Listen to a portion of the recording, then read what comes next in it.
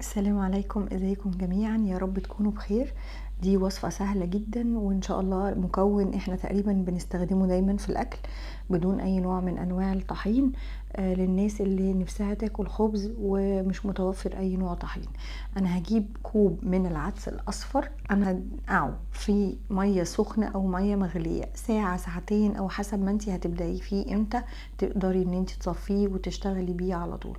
سهل جدا، مش هناخد المية بتاعته، احنا هنضيف بدل المية حليب يا جماعة، اي نوع حليب، اي نوع حليب هينفع انت تشربيه او إن مسموح انك تشربيه. تمام. انا بعد ما هضيف الحليب هضربه او هطحنه بالبلندر بتاعي او في الخلاط حسب ما متوفر عندي.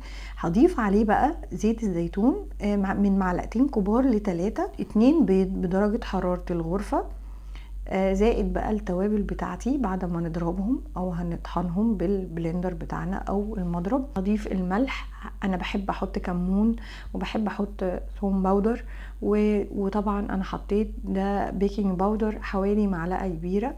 فانا هضيف كل التوابل بتاعتي دي على بعض، زائد ان انا ضفت لمسة من حاجة تغذيه اكتر وتدي ريحة وطعم احلى، الزعتر.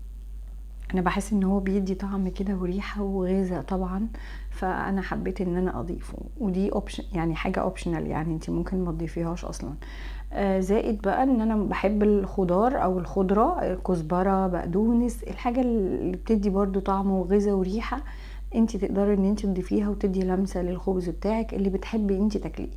طبعا انا جبت طاسه دفيتها على النار ودهنتها زيت زيتون، وشفتوا السمك بتاعه عامل زي الكريب بالظبط، انت كانك هتسوي كريب. انت هتاخديه بحركه دائريه كده، يعني تفرديه جوه الطاسه بتاعتك، وبعد كده هتحطيه على النار يكمل سوا لحد ما حروف وتحسي ان هي تماسكت واخد لون من تحت، وينفع انك تقلبيه على الناحيه التانية وياخد نفس الوقت والتسوية. حلو ومغذي وحاجة يعني مشبعة، وفي نفس الوقت حاجة ترضي غرورنا ان احنا عايزين ناكل خبز ومش عندنا اي نوع من انواع الطحين. في حاجات كتير عندي على القناة، لو اول مرة تشوفوني تقدروا ان انتوا تتفرجوا عليها، فيها انواع كتير من الطحين.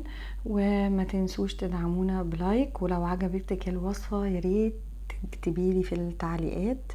ان شاء الله اراكم في وصفة جديدة وتجربة ناجحة باذن الله. السلام عليكم.